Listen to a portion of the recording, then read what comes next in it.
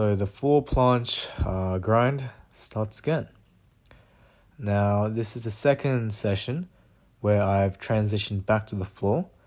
I'm keeping one session with parallettes and the other two would be on the floor.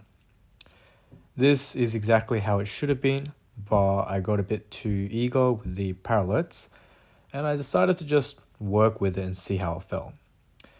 Now, going back to it, I've realized I've actually kind of lost a bit of progression with the floor planche. Well, that's all good. I reckon it's only going to take me like a week to get back to where I was initially. Now, holistically speaking, I reckon for me personally, the floor variation is going to take me a long time. I don't quite know why this is the case for me. Now, objectively, the floor punch should be harder, but it shouldn't make this much of a difference.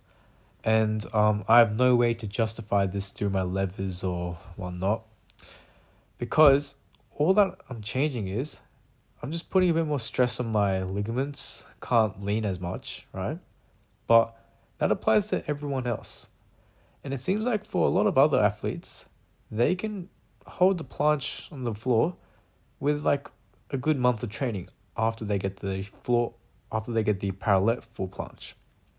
So, yeah, I reckon I'm just gonna have to accept that this is gonna be a long journey, and yeah, just keep moving on. Now, what I definitely did see in the past was by working on the floor planche, it certainly exploded my progression on the parallettes.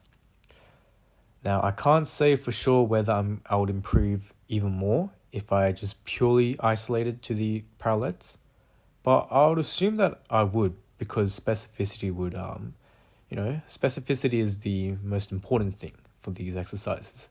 But I reckon getting my joints more tolerant to that stress has helped up big time.